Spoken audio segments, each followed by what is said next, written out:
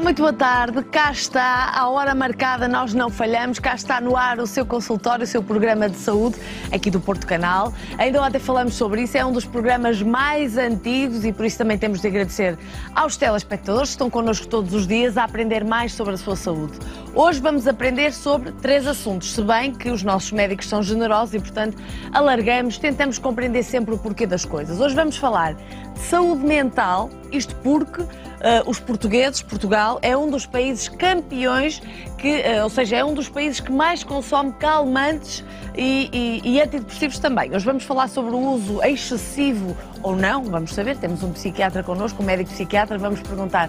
Vamos falar então sobre o excessivo uso de calmantes e antidepressivos também no nosso país. Hoje vamos também falar de reumatismo, doenças reumáticas, que são uma das principais causas de absentismo do trabalho, de afastamento do trabalho e de incapacidade também no nosso país. E hoje vamos também abrir as linhas telefónicas para que possa participar, como sempre, nunca deixamos os telespectadores de lado. Portanto, hoje o nosso tema é a medicina dentária. O nosso convidado é o Dr. João Espírito Santo, portanto, se quiser colocar perguntas, se pode colocar um implante, se pode fazer um branqueamento, se pode colocar uma ponte, o que quiser.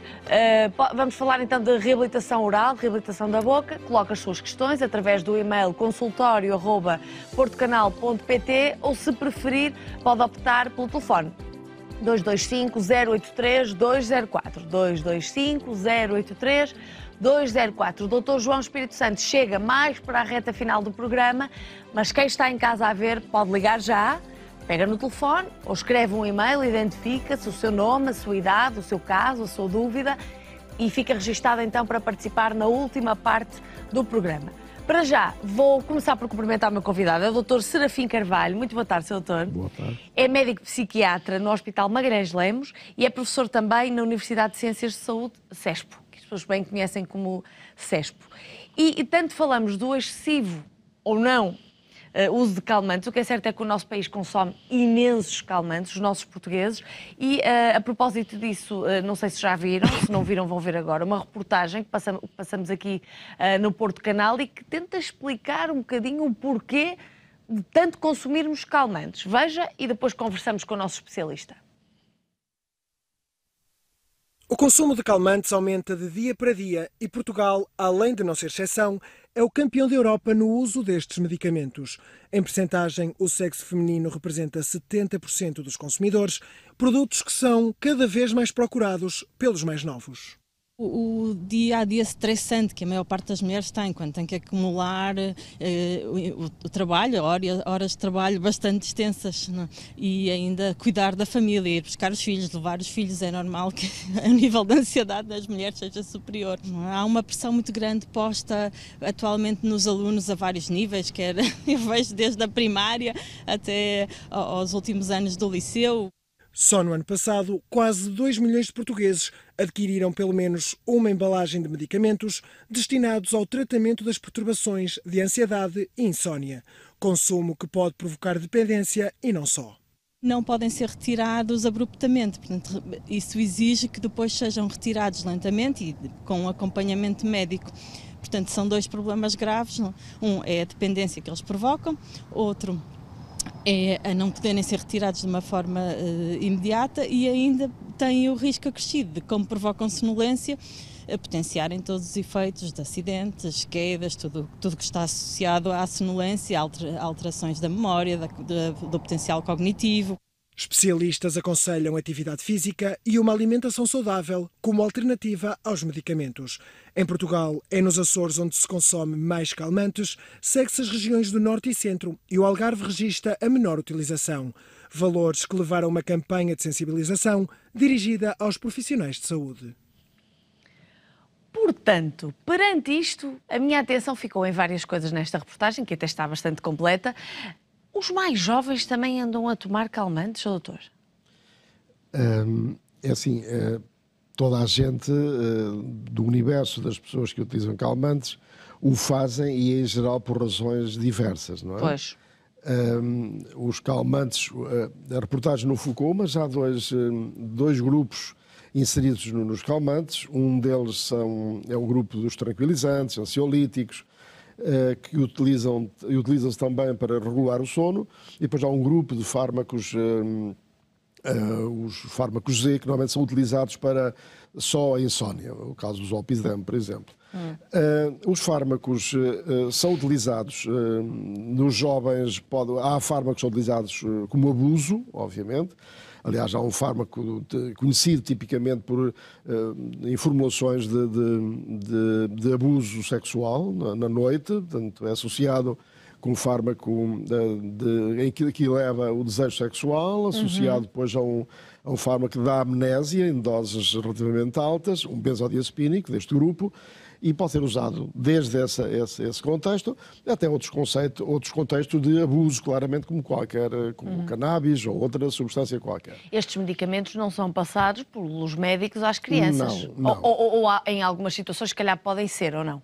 Não, normalmente seguem outro percurso, seguem um percurso paralelo.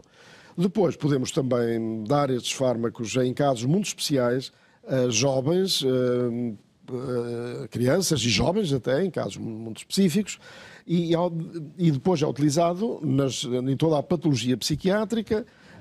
E há uma nota que é preciso colocar, uma coisa focada aqui da própria peça. Um aspecto é nós vivermos com o stress da vida. Não é?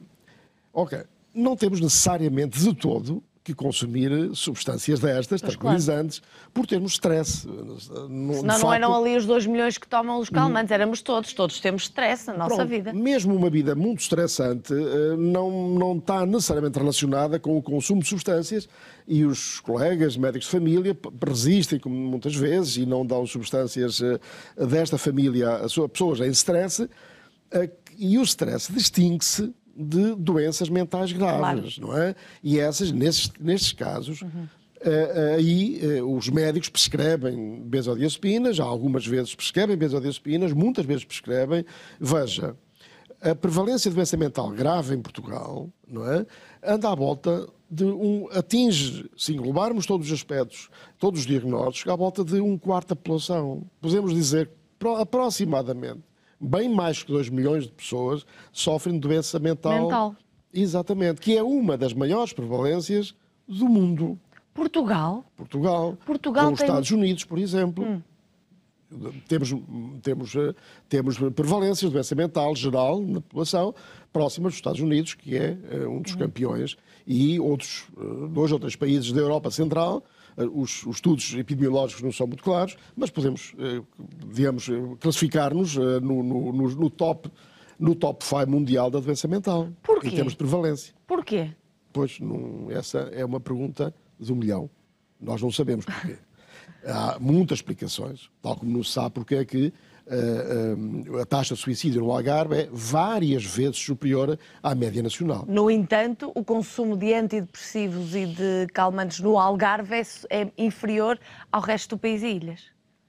Também não há uma relação direta entre suicidalidade e consumo de benzodiazepinas, não é? Isso não está estabelecido. Pronto. Agora, o consumo de benzodiazepinas, de fármacos calmantes, que englobam 2 grupos sobretudo, é o que é muito elevado. Há várias medidas que podem ser tomadas. Agora, há uma coisa importante, a lei seca não funciona. Quer dizer, lei seca é que é proibição. Há pessoas, e há colegas nossos, e há pessoas de institutos que advogam alguma medidas do tipo, pronto, termina-se e acabou, interrompe-se o fornecimento, ou arranjam-se medidas restritivas tão intensas que as pessoas que as levam a não prescrever. Ora, essas substâncias não se podem retirar subitamente. Porquê? Porque causam dependência e síndrome de abstinência. Exatamente. Por outro lado, são fármacos excepcionais em certas circunstâncias. Por isso, eles são usados já há 50 anos. Os conhecemos muito bem. Sabemos que os riscos coadjuvam... Sabemos os médicos. E as pessoas também, no entanto, parece que vão passando de uns casos para os outros, ou para os amigos, ou até para as crianças, quando os veem em stress ou com stress das aulas, porque os médicos certamente as prescrevem quando são mesmo necessários. Estes casos que nós vemos aqui, Sr. Doutor, certamente são as pessoas que vão passando umas para as outras, ou não? Os calmantes. Sim, o amigo fornece muita informação. Pois, claro. Nós vivemos num país onde a literacia, e este programa combate a iliteracia médica, E nós necessitamos, como um pão para a boca, não é? Até penso para regular uma parte do PIB, programas como estes, um canal de saúde exclusivo, por exemplo, seria importantíssimo. Porque é uma enorme iliteracia em saúde, como há noutras coisas, como há no clima, como há na... Portanto, eu penso que isso seria aumentar a qualidade do conhecimento em saúde na população geral. É muito, muito importante. É crucial para perceber quando, até como controle, o médico pode, o doente pode defender-se em relação ao médico, dialogando com ele, argumentando como é que é, vou tomar uma benzodiazepina, quanto tempo é que o senhor acha que devo tomar, como é que posso depois parar, alternativa, já estou melhor, posso parar para outro fármaco equivalente. Nós temos várias estratégias de poder utilizar não fármacos com a mesma eficácia, mas quando a pessoa melhora, podemos utilizar outro tipo de fármacos que não dão essas... O uso destes fármacos tem mais riscos ou mais benefícios para a saúde? Todos os medicamentos são facas de dois gumes. Eles têm efeitos altamente benéficos, por isso é que são usados, e se usa um fármaco, ele tem que, no ganho, nos prós e contras, ele tem sempre que ter mais benefícios que prejuízos, obviamente. O problema é que muitas vezes há um mau uso das coisas. O aumento das doses excessivo, ou o tempo que se prolonga e o abandono da consulta médica e a pessoa obter o fármaco por outro médico que já o teria abandonado, ou por venda livre na farmácia, se for o caso. Portanto, há várias formas da pessoa prolongar o uso de um dado medicamento, sejam este tipo de calmantes ou fármacos para a dor, por exemplo, não é? E porquê que as mulheres consomem mais calmantes? Que lhe parece, doutor? As mulheres, também não sabemos porquê, sofrem 2 a 3 vezes mais doença mental que os homens. Também podíamos estar... Podemos divagar. Podemos divagar muito, mas não convém. Há mesmo investigação segura, séria, que apanha partes do problema.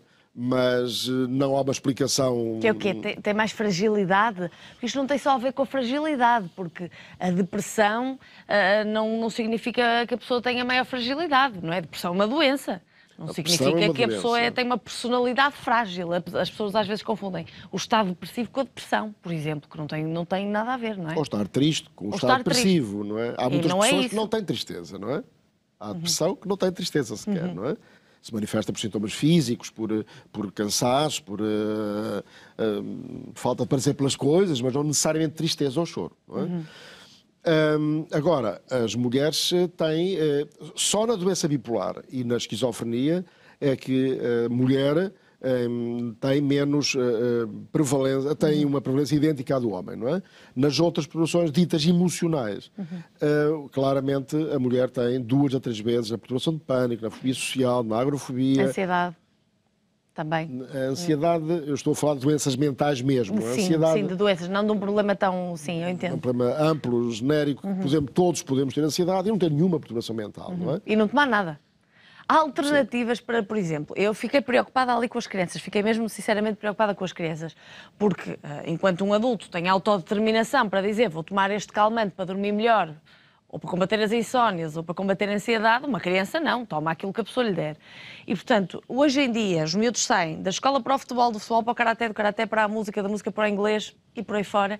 Isso pode criar algum stress, os pais dão-lhe calmantes. Eu não sei se é nestes casos, mas eu vejo muitas crianças a depender de calmantes e não entendo o porquê das pessoas lhe darem, porque os pais têm que estar conscientes das consequências, até a memória pode afetar.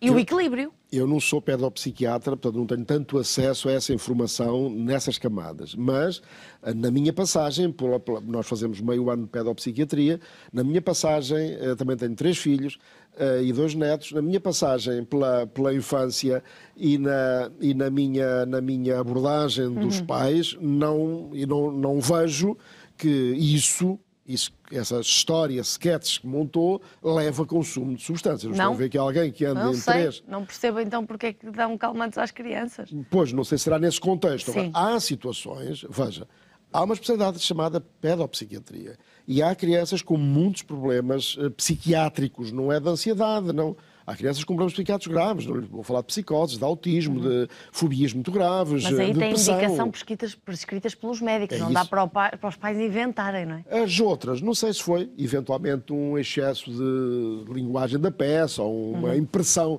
porque sabe, muitas vezes confunde-se conhecimento com impressões pessoais, não é? O médico deve ser um cientista, deve informar baseado em conhecimento científico, em dados obtidos por métodos científicos. Agora, não conheço, não sei se isso é frequente, que eu saiba, não é.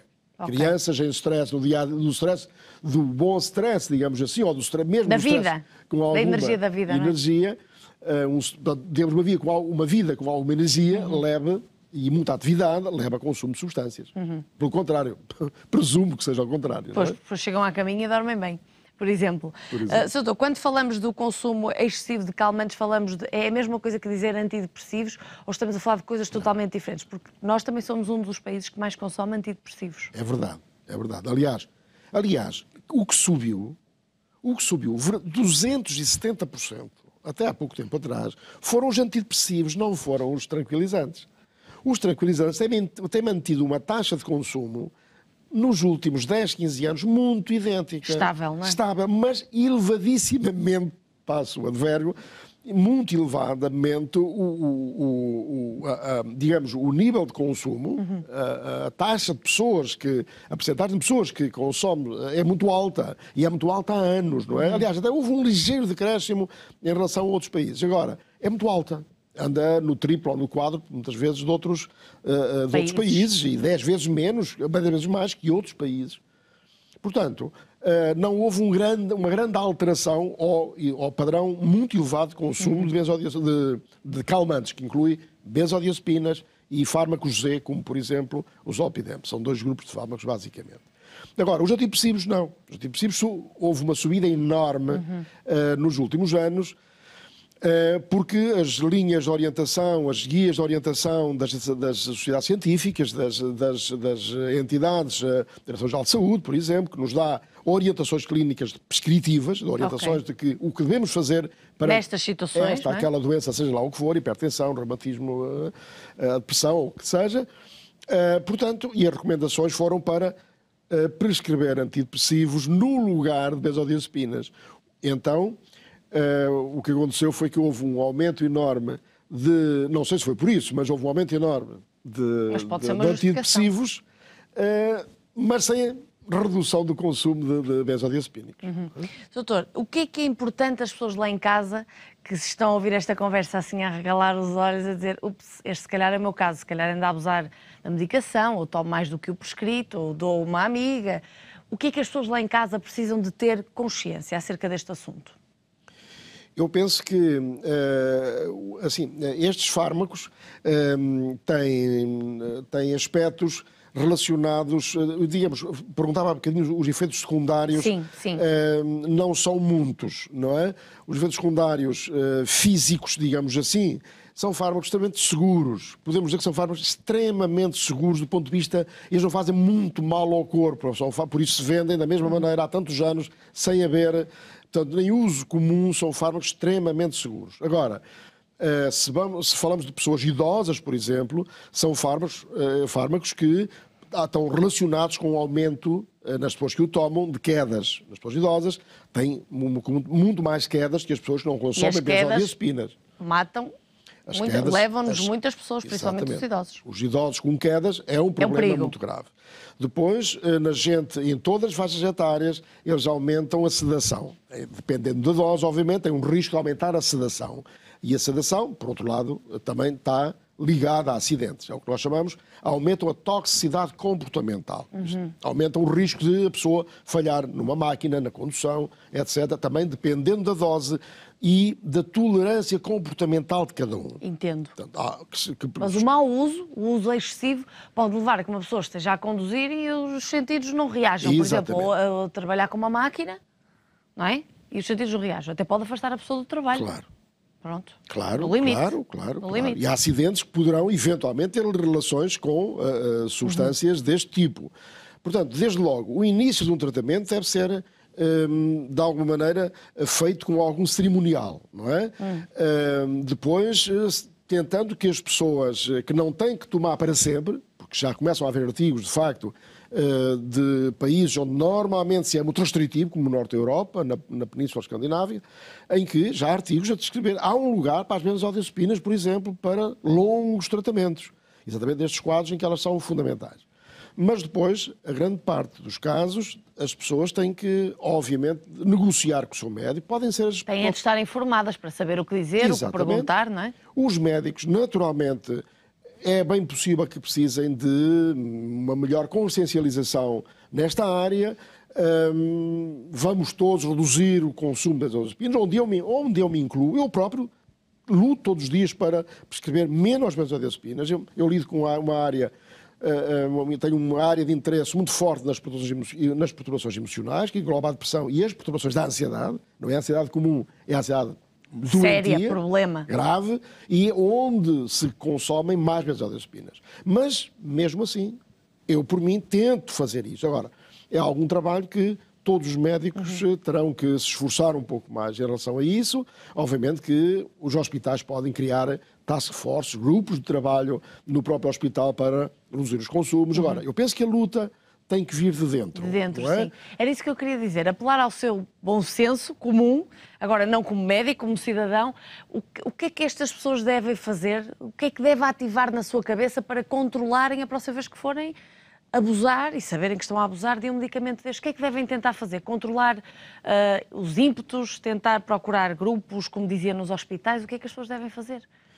Eu penso que as pessoas que estão numa situação de consumo, por exemplo, de consumo de benzodiazepinas, há muito tempo, que as têm que consumir em altas doses, em muitas doses, em doses muito elevadas, a primeira coisa que poderiam fazer é tentar negociar com o seu médico, digamos, o ato médico, a interação médico-doente é uma negociação.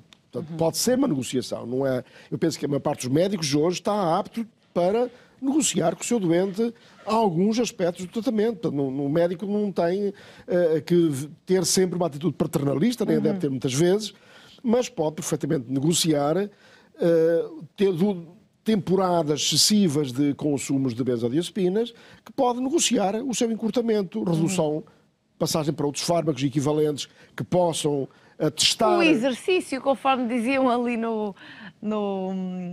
reportagem também. Ora bem. A alimentação saudável, cuidar bem de si. Ora bem, nós hoje temos... O exercício não é o exercício. Nós temos hoje um padrão de exercício, temos uma carga já mais ou menos definida de exercício, uma carga e duração de exercício. Nós temos hoje, eu tenho um interno meu que fez o doutoramento na depressão resistente, comparou o exercício físico com depressão. Portanto, o exercício hoje está mais ou menos estudado, a carga necessária para ter efeitos sobre a mente. Certo. Há já uma carga bem estudada, com equipamentos, acelerómetros e outros equipamentos de consumo de oxigênio, por aí fora, que nos dizem que uma determinada carga de exercício, um determinado tempo com essa carga, dá um determinado efeito. Nós já sabemos isso, muito bom sobre a mente, sobre a depressão, sobre a ansiedade, sobre outros parâmetros, mas também sabemos que, por exemplo, psicoterapia, particularmente cognitivo-comportamental, pode ser muito útil a ajudar as pessoas com dependência de substâncias, Lá está, as benzodiazepinas. pessoas têm que estar informadas e saber o que Por lhes faz exemplo, bem. a meditação mindfulness é outra estratégia que utilizamos.